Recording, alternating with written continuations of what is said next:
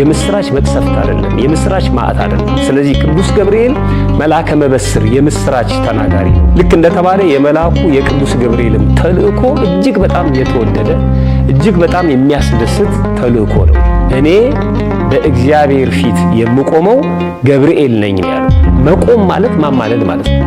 መቆም ማለት ባለሟልነትን እንዲገልጸው ተሰሚነትን ነው። አንድ ሰው በልምድ ጠበቃ ቢሆንም በየትኛው ፍርድ ቤት ለመቆም ፈቃድ መውሰድ አለበት። ስለዚህ እኛ ክርስቲያኖች ብንሆንም በእግዚአብሔር ፊት የመቆም ባለሟልነት ደግሞ ለመላእክት መሰጠቱን ማወቅ አለብን ማለት ነው። በመሆኑ ይህን ሁሉ ስለሆነ ቅዱስ ገብርኤል እናከብረዋለን፣ እንሰግድለታለን። አክብሮታችንን የምንገልጸው በመስገድ ነው፣ በመገዛት ነው፣ ራሳችንን ዝቅ በማድረግ ማለት ነው። ስግደቱ ደግሞ የአምልኮ ስግደት ሳይሆን የአክብሮት ስግደት ነው።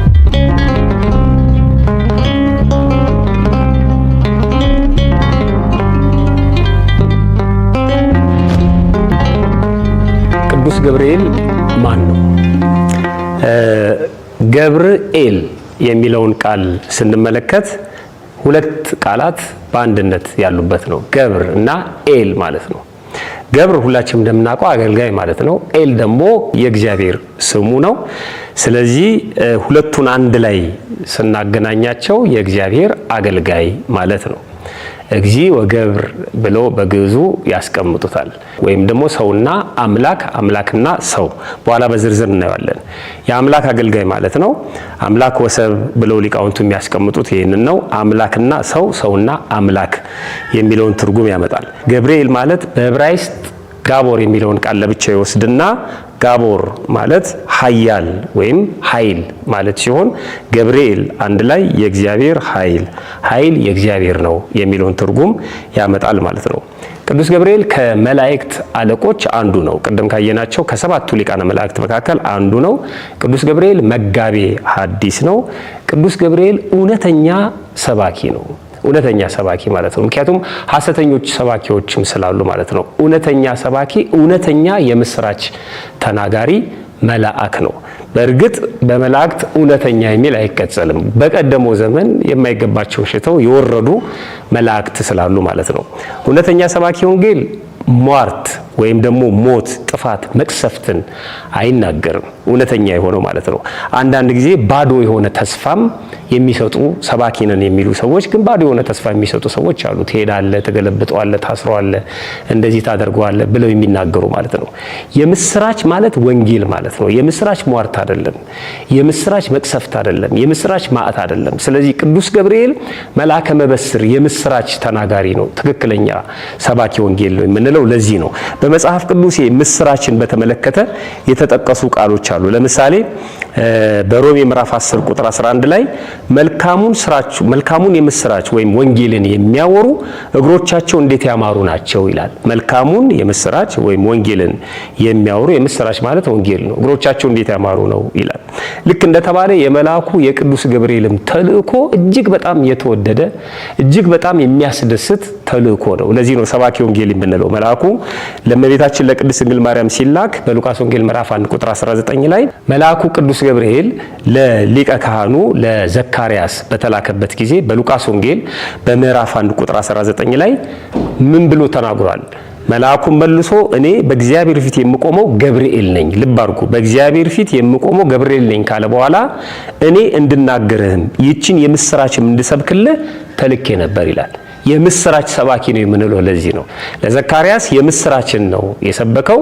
ይህንኑ ቃሉ የምስራች የነገረበትን ተልእኮ ማለት ነው ለእመቤታችን ለቅድስት ድንግል ማርያምም ሲፈጽም እናነበዋለን። መልአኩም ለእመቤታችን ለቅድስት ድንግል ማርያም ተገልጾ ተፈሲ ፍሲት ደስተኛይቱ ሆይ ደስ ይበልሽ ብሎ የምስራች ሲነግራት በእመቤታችን በቅድስት ድንግል ማርያም ለሁላችንም ሲነግረን ከዛ በፊትም ደግሞ ለእረኞቹ በሉቃስ ወንጌል ምዕራፍ 2 ቁጥር 10 ላይ እንደተመዘገበው እነሆ ለሕዝብ ሁሉ የሚሆን ታላቅ የምስራች እነግራቸዋለሁ ዛሬ በዳዊት ከተማ ጌታ ተወልዶላችኋል ብሎ የተናገረ ማለት ነው። ስለዚህ ቅዱስ ገብርኤል የምስራች ነጋሪ ነው። ሰባኪ ነው ስንል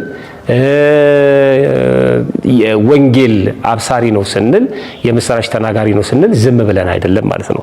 ቅዱስ ገብርኤል ከሌሎቹ ቅዱሳን መላእክት ለየት የሚያደርጉት ብዙ ነገሮች አሉ። ከሊቃነ መላእክቱንም ጨምሮ ማለት ነው። ለምሳሌ ቅዱስ ገብርኤል ያን ጊዜ በዓለመ መላእክት ዲያብሎስ በካደ ጊዜ ማለት ነው መላእክትን በሙሉ ተገልጾ ንቁም በበህላዌነ እስከንረክበው ለአምላከነ አምላካችን እግዚአብሔር አለ እስኪገለጥልን ክብሩን እስኪገልጥልን ድረስ በያለንበት እንቁም። ቆሙ አይደለም ያለው፣ በጣም የሚገርም ነው። እንቁም ነው። እሱ ጸንቶ እንጽና ሲላቸው እናነባለን። ሁላችንም እንደምናውቀው እግዚአብሔር መላእክትን ፈጥሮ ተሰወራቸው። አእምሮ አላችሁ፣ ማሰብ ማገናዘብ ትችላላችሁ፣ ፈልጋችሁ አግኙኝ ሲላቸው ከፈጠራቸው በኋላ ተሰወራቸው ይላል። ከዛ በኋላ መላእክት መጠራጠር ጀመሩ፣ መጠየቅ ጀመሩ። ማን የፈጠረን? ከየት ነው የመጣ ነው? ማንንኛ ማለት ጀመሩ፣ በተሰጣቸው አእምሮ ማለት ነው። ያን ጊዜ ሳጥናኤል ቅሩበ እግዚአብሔር ነው፣ አሐዜ መንጦላይት ነው፣ ለመንበሩ ቅርብ እሱ ነው። ወደታች ሲመለከት መላእክት እየተጨነቁ አያቸው፣ ማን የፈጠረን ሲሉ። ወደ ላይ ሲመለከት መንበሩ ባዶ ሆኖ ታየው ይላል። ያን ጊዜ እኔ ነኝ የፈጠርኳቸው አለ። ይሄን ነው ቅዱስ ገብርኤል የለም እሱ አይደለም የፈጠረን እግዚአብሔር አለ። የፈጠረንን እግዚአብሔርን እስከምናውቅ ድረስ ባላችሁበት ጸንታችሁ ቁሙ አላቸው። ስለዚህ አጽናኛችን ነው ቅዱስ ገብርኤል ማለት ነው። ይሄ ፍርሃት፣ ድንጋጤ፣ ጥርጣሬ በገባን ጊዜ የቱን ልወስን ብለን ግራ በገባን ሰዓት ወደ ቅዱስ ገብርኤል ብንሄድ ያጽናናናል፣ ያበረታናል ማለት ነው። ቅዱስ ገብርኤል ሁለተኛ መልአከ መበስር፣ ቅድም እንደነገርኳችሁ ማለት ነው። መልአከ መበስር ይባላል። መልአከ መበስር ብስራታዊ መልአክ ተብሎ ይጠራል። አብሳሪ መልአክ ተብሎ ይጠራል። ለዚህ ነው ዘመደ ብዙ የሆነው ቅዱስ ገብርኤል ብዙ ወዳጆች አሉት፣ የምስራችን የሚጠላ ስለሌለ ማለት ነው። ሌሎቹ መላእክት ያበስራሉ፣ በተለየ መልኩ ግን ተገልጦ ያየነው እሱን ስለሆነ ማለት ነው። በ5500 ዘመን ዓመተ ፍዳ ዓመተ ኩነኔ ባበቃበት ጊዜ ማለት ነው ወደ እመቤታችን ወደ ቅድስት ድንግል ማርያም ተልኮ የድህነት ብስራትን ለመጀመሪያ ጊዜ የነገረን ቅዱስ ገብርኤል ነው። ቅዱስ ገብርኤል የመጋቢ ሐዲስ የሚባለው ለዚህ ነው። የሐዲስ ኪዳንን የመሰራች ከዚህ በላይ ምንም ስለሌለ ማለት ነው። የሐዲስ ኪዳን ከፋች የሆነውን የተስፋውን ቃል የነገረን እሱ ስለሆነ ከዚህ የተነሳ መልአከ መበስር የደስታ ወይም ደግሞ የብስራት መልአክ ብለን እንጠራዋለን። በነገራችን ላይ ቅዱስ ገብርኤል በሐዲስ ኪዳን ከእመቤታችን ከቅድስት ማርያም ጋር የተነጋገረውን ቃል እሷም መልአኩ ቅዱስ ገብርኤልን ያናገረችውን ወስደው ሊቃውንቱ የሐዲስ ኪዳን እውነተኛ ሰባኪ ምሳሌ ቅዱስ ገብርኤል ነው። የሐዲስ ኪዳን ሰባኪያን ቅዱስ ገብርኤልን ነው መምሰል ያለባቸው፣ አርአያቸው እሱ ነው ይላሉ። የሐዲስ ኪዳን ምዕመናን ደግሞ እመቤታችንን መምሰል አለባቸው፣ አርአያቸው እሷ ነች። ምን ማለት ነው? ሲነጋገሩ የተላከውን ቅዱስ ገብርኤል የተላከውን ነው የሚናገረው። አንድ ሰባኪም የተላከውን ተልእኮ ነው የሚናገረው፣ የራሱን አይደለም። የተላከውን ሲናገር ግን እመቤታችን አልቀበልም አለችው።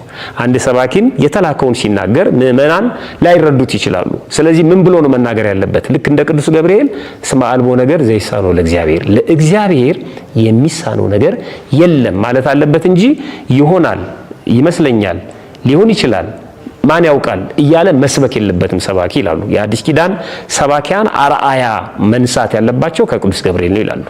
የሐዲስ ኪዳን ምዕመናን የሐዲስ ኪዳን ሰባኪያን ሲሰብኳቸው ደግሞ እንደ እመቤታችን ይሁንልኝ፣ እንደ ቃሌ ይደረግልኝ ነው ማለት ያለባቸው እንጂ ይሆናል ብለው ነው እስኪ ሞክረዋለሁ ይደረጋል ብለው ነው መምሬ እኔ እንኳን እንጃ አይሆንልኝም ምናምን እያልን እየተጠራጠረን መስማት የለብንም ይላሉ። ስለዚህ ምሳሌዎቻችን ናቸው። ሶስተኛ ቅዱስ ገብርኤል እረኞቹን አትፍሩ ብሎ ያረጋጋ ታላቅ መልአክ ነው። ፍርሃትን አስወግዶ የመናገርን የመላእክትን ጸጋ ያየነበት ማለት ነው። ፍርሃት፣ ሰቀቀን፣ ስጋትን፣ ጭንቀትን የሚያስወግድ መልአክ ነው ማለት ነው። መልአኩም እንዲህ አላቸው፣ እነሆ ለሕዝቡ ሁሉ የሚሆን ታላቅ ደስታ የምስራች እነግራቸዋለሁ፣ አትፍሩ አላቸው ይላል የሉቃስ ወንጌል ምዕራፍ 2 ቁጥር 10። ስለዚህ ፍርሃትን የሚያስወግድ መልአክ ነው ቅዱስ ገብርኤል። በፈራን ጊዜ፣ በደነገጥን ጊዜ፣ በጨነቀን ጊዜ ብንጠራው ፈጥኖ የሚደርስልንና አትፍሩ ብሎ የሚያረጋጋን ታላቅ መልአክ ነው። አራተኛ ቅዱስ ገብርኤል ካህኑ ዘካርያስን ጸሎት ተሰምቶልሃል ብሎ የተናገረ ጸሎታችን እንደሚሰማልን ጸሎታችንን በቅድመ እግዚአብሔር እንደሚያደርስልን የታወቀ የታመነ ታላቅ መልአክ ነው ቅዱስ ገብርኤል ማለት ነው። ጸሎታችንን አሳራጊ ነው። ጸሎት አሳራጊ ነው ማለት ጸሎታችንን ወደ እግዚአብሔር ያደርሳል፣ የጸሎታችንን ምላሽ ደግሞ ይዞ ይመጣል ማለት ነው። መልአኩም እንዲህ አለው፣ ዘካርያስ ሆይ ጸሎት ተሰምቶልሃልና አትፍራ፣ ሚስቴ ኤልሳቤጥ ወንድ ልጅ ትወልድልሃለች፣ ስሙንም ዮሐንስ ትለዋለህ። ጸሎት ተሰምቶልሃል ለማለት በልበ ሙሉነት ለመናገር ያበቃው ምንድነው? ካላወቀ የሰውን ጸሎት ወደ እግዚአብሔር የማያደርስ ከሆነ ለምን እንደዚህ ተናገረ? አውቆታል ማለት ነው። የዘካርያስን ጸሎት አድርሶ ምላሽ ተቀብሏል ቅዱስ ገብርኤል። ስለዚህ ነው ጸሎት ተሰምቶልሃል ያለው። ስለዚህ እኛም ወደ ቅዱስ ገብርኤል ስንጸልይ ጸሎታችን እንደሚሰማልን በመተማመን ነው ማለት ነው። የሰዎችን ጸሎት ወደ እግዚአብሔር የሚያደርስ የጸሎታችንን ውጤት ይዞ የሚመጣ ታላቅ መልአክ ነው ቅዱስ ገብርኤል። አምስተኛ ቅዱስ ገብርኤል በባቢሎን ሀገር በእሳት ውስጥ የተጣሉትን ሶስቱን ህፃናት ከእሳት እንዴት አድርጎ እንዳወጣቸው በመጽሐፍ ቅዱስ እናነባለን። ስለዚህ በእሳት ከተመሰሉ የተለያዩ መከራዎች ጥርጥር ሊሆን ይችላል፣ ዘረኝነት ሊሆን ይችላል፣ ክፋት ሊሆን ይችላል፣ ምቀኝነት ሊሆን ይችላል። ከነዚህ በሙሉ የሚታደገን መልአክ በእኛ ዙሪያ ካለ እሳት እኛን ሊያጠፋ ከተቃጣ እሳት ለሱ ግን ምንም ከማይመስለው በመካከላችን ተገኝቶ የሚያድነን መልአክ መሆኑን ልንታመንበት ያስፈልጋል ማለት ነው። ይሄ ንጉሱ የተናገረው ንግግር አለ በትንቢተ ዳንኤል ምዕራፍ 3 ቁጥር 24 ላይ 3 ሰዎችን አስረን በእሳት ውስጥ ጥለን አልነበረምን ይላል። እነሆ እኔ የተፈቱ በእሳቱ መካከል የሚመላለሱ 4 ሰዎች ነው ያለው፣ ምንም አላቆሰላቸውም እሳቱ ማለት ነው። የአራተኛው መልክ የአማልክት ልጅ ይመስላል ብሎ መለሰ ይላል። አምላክ ወሰብ ወይም ሰው እና አምላክ የምንለው ለዚህ ነው። የአምላክን መልክ ይመስላል ቅዱስ ገብርኤል። ገብር አገልጋይ ወይም ባሪያ ማለት ነው። ኤል ደግሞ እግዚአብሔር ነው። የአምላክ አገልጋይ፣ የአምላክ ባለሟል ያልነው ለዚህ ነው። እና ይሄ ንጉሱም የመሰከረለት ነው። ስለዚህ ከነደደ እሳት ከተቃጣ መቅሰፍት እና ችግር ፈጥኖ የሚያድነን ታላቅና ኃያል መልአክ ነው ቅዱስ ገብርኤል። ስድስተኛ ጸሎትን ወደ እግዚአብሔር ከሚያሳርጉ ቅዱሳት መላእክት አንዱ ነው። ቅድም እንዳልነው መላእክት ጸሎትን ያሳርጋሉ ብለናል። ከነሱ መላእክት በዮሐንስ ራእይ በምዕራፍ 8 ከቁጥር 3 ጀምሮ ስናነብ የመላእክትን ተልእኮ ነግሮናል። ከነዚህ መላእክት አንዱ ነው ቅዱስ ገብርኤል። በመሰዊያው አጠገብ ቆሞ እንደነበረ ይነግረናል። ልብ አድርጉ። በዮሐንስ ራእይ ምዕራፍ 8 ላይ ሌላ መልአክ መጣና የወርቅ ጽናሃ ይዞ በመሰዊያው አጠገብ ቆመ ነው የሚለው። የመልአኩ አገልግሎት የሚፈጸመው በመሰዊያው ፊት ነው፣ በቅድመ እግዚአብሔር ማለት ነው። ወደ መሰዊያ የሚጸልየውን ጸሎት ወይም ከመላእክት ከቅዱሳን የሚጸልየውን ጸሎት ወደ እግዚአብሔር ማድረስ ማለት ነው። ይሄ ደግሞ የካህናት ተልእኮ ነው። የካህናት ተልእኮ የመላእክት ተልእኮ ነው የምንለው ለዚህ ነው። ልክ በተመሳሳይ የሉቃስ ወንጌል ምዕራፍ 1 ቁጥር 10 ላይ ስናነብ በቅዱስ ገብርኤል ላይ ይሄ ተገልጦ እናነባለን። በዕጣንም ጊዜ ሕዝቡ ሁሉ በውጭ ቆሞ ይጸልዩ ነበር፣ የጌታ መልአክ በዕጣኑ መሰዊያ ቀኝ ቆሞ ታየው ይላል። ለዘካርያስ ማለት ነው። በዕጣኑ መሰዊያ ቀኝ ቆሞ ታየው፣ ልክ እንደ መልአኩ በዮሐንስ ራእይ ምዕራፍ 8 ላይ እንደቆሞ ማለት ነው። ስለዚህ ቅዱስ ገብርኤልም በመሰዊያው ቆሞ ጸሎትን የማሳረግ ስልጣን ኃይል እንዳለው ቅዱሳት መጻሕፍት ይነግሩናል ማለት ነው። ተጨማሪ ማስረጃ እንይ። በትንቢተ ዳንኤል ምዕራፍ 9 ቁጥር 20 ላይ እኔ ዳንኤል ይላል ገና ስናገር የሱ ምስክርነት ነው፣ የነብዩ ዳንኤል ምስክርነት ነው። ስጸልይም በኃጢአቴና በሕዝቤ በእስራኤል ኃጢአት ስናዘዝ በአምላኬ በእግዚአብሔር ፊት ስለተቀደሰው ስለ አምላኬ ተራራ ስለምን ገና በጸሎት ስናገር አስቀድሜ በራእይ አይቼው የነበረው ሰው ገብርኤል ይው መልኩ የአምላክ የሰው መልክ ይመስላል። አምላክ ወሰብ የምንለው ለዚህ ነው። ሰውና አምላክ የምንለው ገብርኤል ማለት ነው።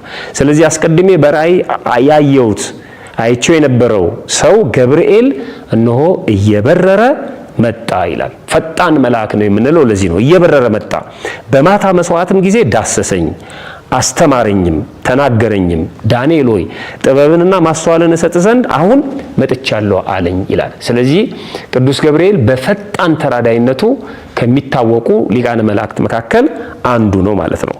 ሰባተኛው ሁሉም በሆነ ጊዜ ማለት በሁሉም ጊዜ ማለት ነው። እኛ የሰዎች ልጆች አሁን ዳንኤል እንደተናገረው ነው። በነገራችን ላይ ጸልየን እንኳን ጸሎታችንን ማሰሪያ አድርገን አሜን እስከምንል እንኳን አይጠብቅም ማለት ነው። ቅዱስ ገብርኤል ሲመጣ ሲላክ ከእግዚአብሔር ዘንድ ማለት ነው። ፍጥነቱ እና ባለሟልነቱን ነው የሚገልጸው። በተጨማሪም ደግሞ ሁሌም ቢሆን በእግዚአብሔር ፊት የሚቆምልን የሚታደገን የሚለምንልን ቅዱስ ገብርኤል መሆኑን ማወቅ አለብን። መቆም ቀላል ነገር አይደለም። በእግዚአብሔር ፊት መቆም ማለት ነው። እሱ ራሱን የነገረን ትሁት መልአክ መሆኑን የምናውቀው በዚህ ነው። የሉቃስ ወንጌል ምዕራፍ 1 ቁጥር 19 ላይ እኔ በእግዚአብሔር ፊት የምቆመው ገብርኤል ነኝ ነው ያለው። ቅዱስ የሚለውን ቃል አልተጠቀመም። ገብርኤል ነኝ ነው። እኛ ቅዱስ ገብርኤል ብለን ነው የምንጠራው። መቆም ማለት ምን ማለት ነው? መቆም ማለት ማማለድ ማለት ነው። አንዳንድ ማስታወቂያዎችን የምታነቡ ይመስለኛል። እገሌ የተባለ ጠበቃ በማንኛውም ፍርድ ቤት መቆም የሚችል ይላል። በማንኛውም ፍርድ ቤት መቆም የሚችል ማለት ፍርድ ቤት በር ላይ መቆም የሚችል ማለት አይደለም መቼም። በማንኛውም ፍርድ ቤት ማለት ሕግ በሰጠው አግባብ በየትኛውም ችሎት ቆሞ መከራከር የሚችል ማለት ነው።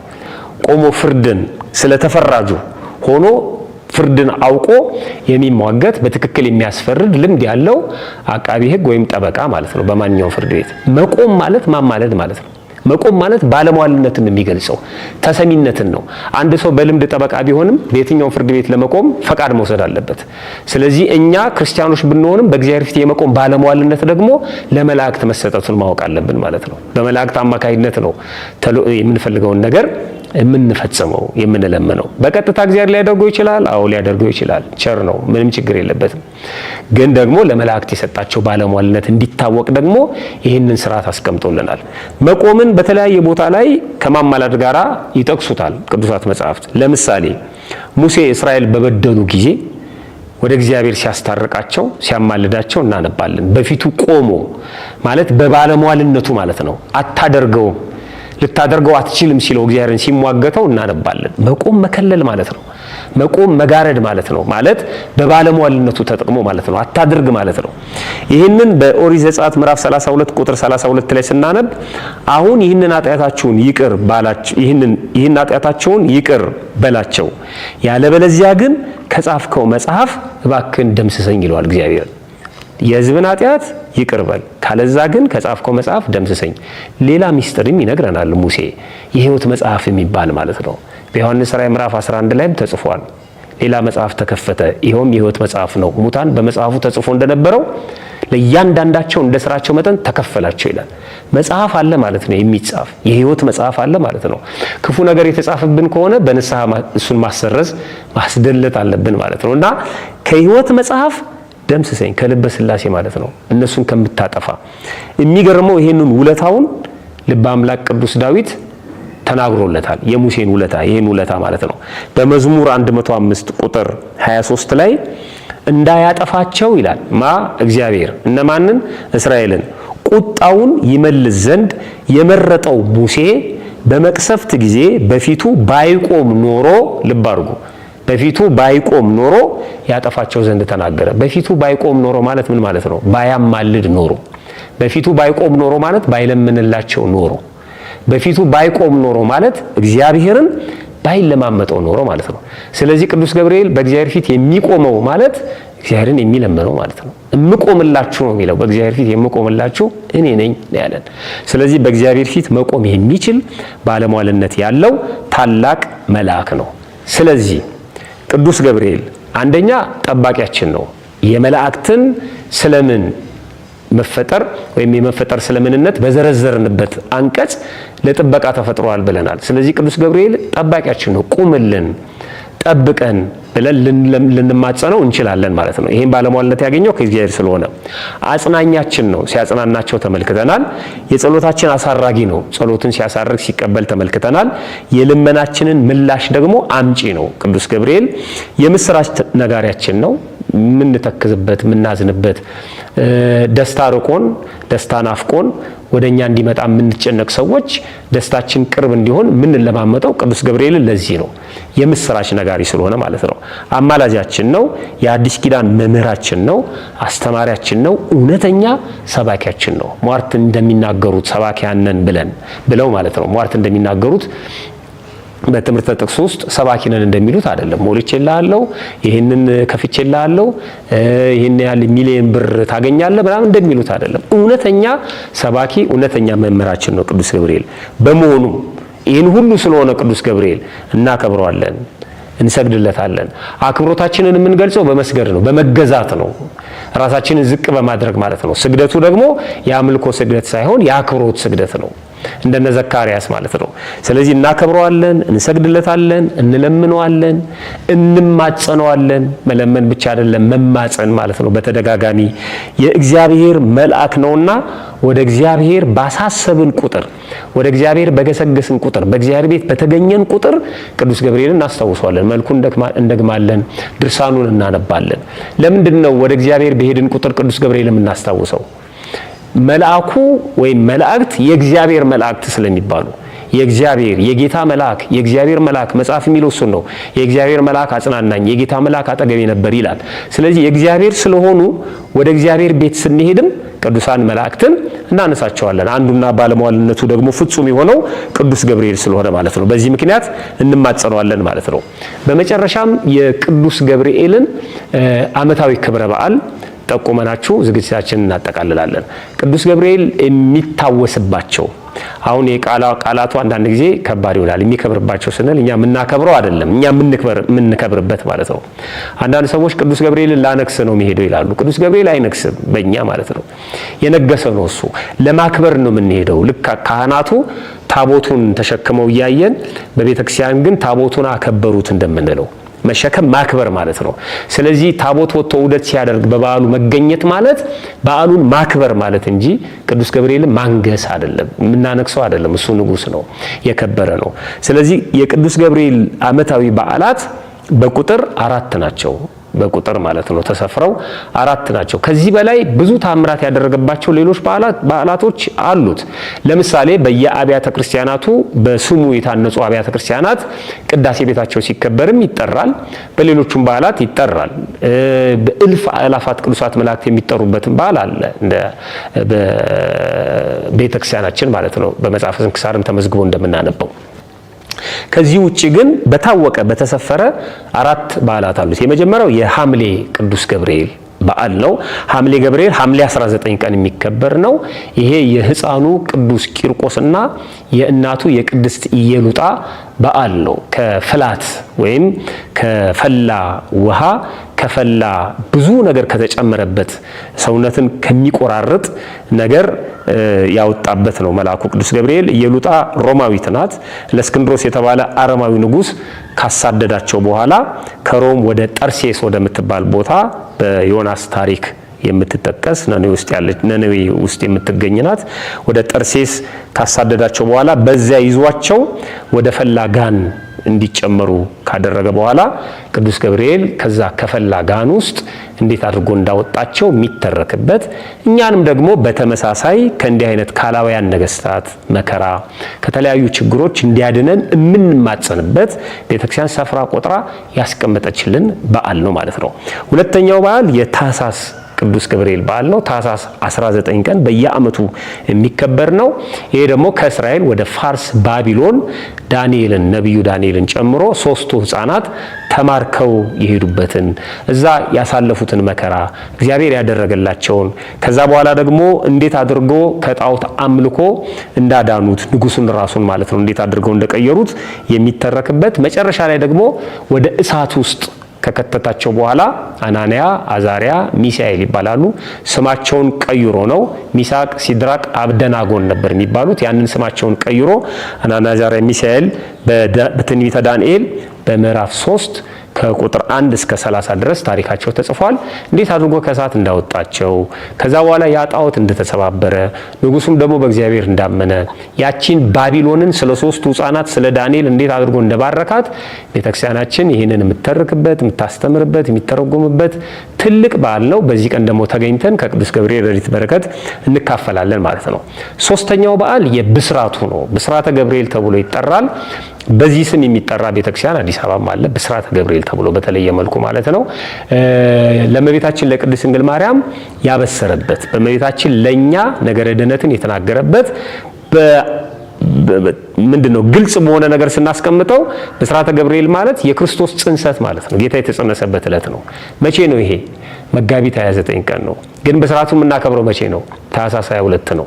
ለምንድን ነው መጋቢት 29 የማይከበረው? መጋቢት 29 አብይ ጾም ውስጥ ስለሚውል በአብይ ጾም በዓል ስለማይከበር የተናገረው አብሳሪው መልአኩ ቅዱስ ገብርኤል ስለሆነ የሱ በዓል ታኅሳስ 19 ቀን ሲከበር በማግስቱ ወይም በሁለተኛው ቀን ታኅሳስ 22 አብሮ እንዲከበር ሊቃውንተ ቤተክርስቲያን ስርዓት ሰርተዋል ማለት ነው።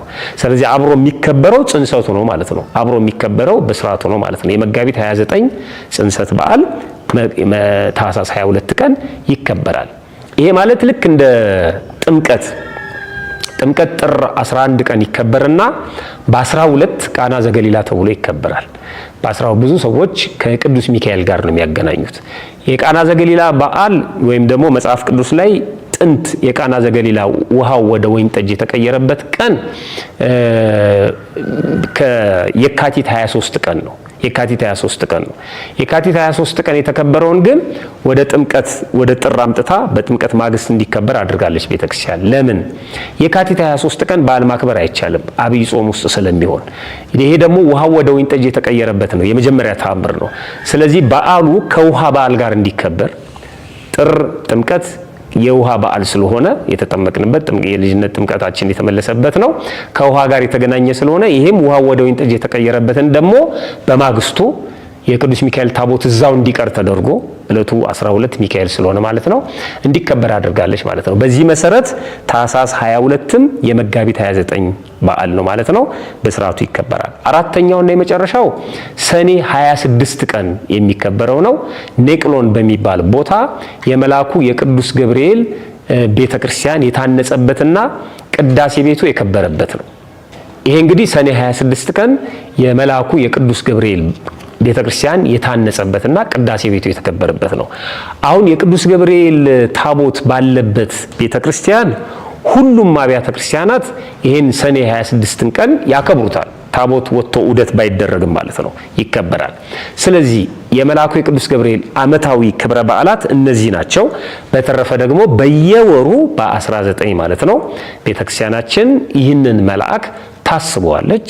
ታቦቱ ጽላቱ በተቀረጸበት ቦታ ስሙ በሚጠራበት መታሰቢያው በሚደረግበት አብያተ ክርስቲያናት በሙሉ አሁን የኛ ሚዲያ ባለበት ናዝሬት፣ ደብረ ሰላም ቅዱስ ገብርኤል ቤተክርስቲያንን በየወሩ ታስበዋለች ማለት ነው። ዓመታዊ ክብረ በዓሉ እንደተጠበቀ ሆኖ ማለት ነው። በዚህ መሰረት ምእመናን ሊቃውንቱ ከዋዜማው ይጀምራሉ። በዓል ዋይዜማ ወይም ዋዜማ ይኖረዋል። ሁልጊዜም ዋዜማ ማለት የመጀመሪያው ቀን ማለት ነው። ከበዓሉ በፊት ከዋይዜማ ይጀምራል።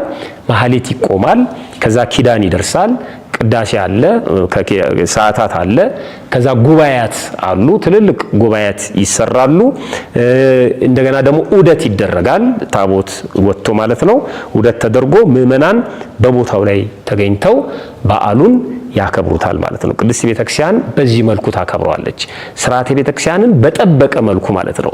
የመላእክትን ክብር ለእግዚአብሔር የእግዚአብሔርን ደግሞ አውርዳ ለመላእክት ሳትሰጥ ለሁሉም ክብር ለሚገባው ክብርን ስጡ በተባለው መሰረት ቅዱሳን መላእክትን በዚህ መልኩ ታስባቸዋለች ማለት ነው። ከመልአኩ ከቅዱስ ገብርኤል አብሳሪ መልአክ ከተባለው ጠባቂ ከተባለው ከታላቁ መልአክ ከቅዱስ ገብርኤል ረድኤት በረከት ሁላችንንም ያሳትፈን። ሰናይ ጊዜ